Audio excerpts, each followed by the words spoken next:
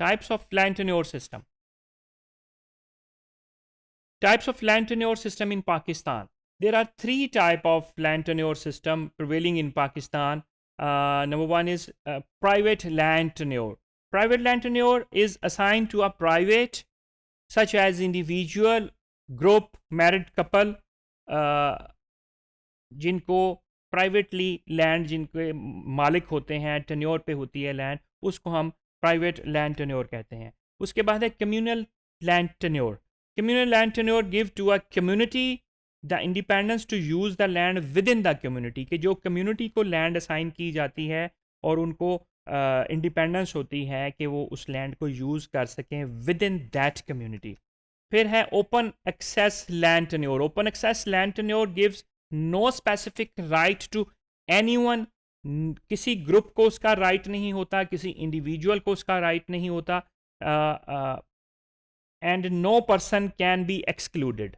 ना तो किसी को उसका राइट होता है, ना ही कोई उस कम्युनिटी का पर्सन उसमें से एक्सक्लूड हो सकता है. उसको ओपन एक्सेस लैंड टेन्योर कहते हैं. उसमें से आप देख सकते हैं कि वो वाली ज़मीनें जो होती हैं जो मुख्तस कर दी जाती हैं प्ले ग्राउंड्स के लिए, जो मुख्तस कर दी जाती हैं कब्रिस्तान के लिए, इस तरह की जो लैंड्स होती हैं उनको हम ओपन एक्सेस लैंड टेन्योर कहते हैं कि सभी लोगों की एक्सेस है, कोई उसमें से एक्सक्लूड नहीं हो सकता और किसी एक का उस पर राइट नहीं हो सकता.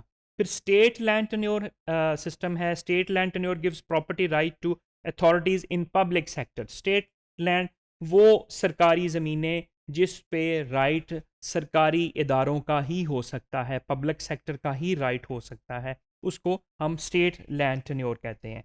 अभी importance of land tenure system में इसकी कहाँ कहाँ इम्पोर्टेंस है, क्यों इसकी इम्पोर्टेंस है. सबसे पहले तो लोकेटिंग एक्चुअल ऑनर, ये एक इसका बड़ा फ़ायदा है कि जो उसका लैंड का एक्चुअल ऑनर है वो लोकेट होने में आसानी हो जाती है. Land tenure system prevailing in the country help to locate the actual owner of the land by the government. Government ने अगर लोकेट करना है कि ये वाली ज़मीन किसकी है, वो वाली ज़मीन किसकी है, तो वो उस लैंड टेन्योर सिस्टम के तहत वो रिकॉर्ड की अवेलेबिलिटी की वजह से उस ऑनर की लोकेशन लोकेट करना बड़ा आसान हो जाता है. Locating owner of the land is important for recovering land revenue. जो लैंड रेवेन्यू हमारा रिकवर किया जाता है, जो गवर्नमेंट का सिस्टम है रेवेन्यू कलेक्ट करने का, ये अल्टीमेटली उसमें आसानी पैदा करता है, जो कि डेफिनेटली एग्रीकल्चर डेवलपमेंट के लिए और रेवेन्यू डेवलपमेंट के लिए बड़ा इंपॉर्टेंट होता है. तो development of agriculture, land tenure system help cultivator to establish right of ownership of land by farmer. अभी जो एग्रीकल्चर की डेवलपमेंट है ये उसके लिए भी बहुत इम्पॉर्टेंट होता है कि जो फार्मर है, जो कल्टीवेटर है, जब उसके नाम पे ज़मीन है, जब टेन्योर सिस्टम है, जो रिकॉर्ड में उसकी एंट्री है, सारा कुछ है, तो वो बहुत सारी चीज़ें जो एग्रीकल्चर सेक्टर की डेवलपमेंट है उसमें आसानी हो सकती है. एग्रीकल्चर के जो प्रोजेक्ट्स आते हैं गवर्नमेंट की तरफ से, जो एग्री क्रेडिट गवर्नमेंट किसानों को देती है, तो उसमें उनके राइट होता है उसको लेने का. Land tenure system make the ownership of land more secure and permanent, which is very important for the development of agriculture sector. but ये right of ownership जो है ये बहुत ज़रूरी है एग्रीकल्चर सेक्टर की डेवलपमेंट का. Without right of ownership agriculture sector की डेवलपमेंट आप ऐसे कह सकते हैं कि इम्पॉसिबल है. अगर आप किसी इनसिक्योरिटी है ऑनरशिप में, इनसिक्योरिटी है कि लैंडलॉर्ड ने किसी भी वक्त ज़मीन ले लेनी है, तो वो जो फार्मर है जो उस वक्त उसमें कल्टीवेशन कर रहा है वो कोई भी इंटरवेंशन नहीं कर सकेगा, वो कोई भी नई टेक्नोलॉजी यूज़ नहीं कर सकेगा. उसे पता है मेरे पास पता नहीं इस फसल के बाद अगली फसल मेरे पास हो या ना हो, तो उसकी वजह से लैंड पे बड़ा असर पड़ता है, उसकी क्रॉप पे बड़ा असर पड़ता है, उसकी प्रोडक्शन पे बड़ा असर पड़ता है.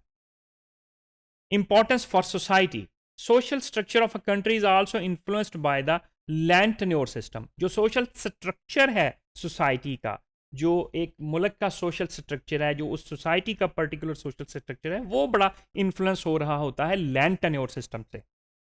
उसमें आप देखते हैं सोशल क्लासेस की बात हो रही होती है, सोशल रिलेशनशिप की बात हो रही होती है.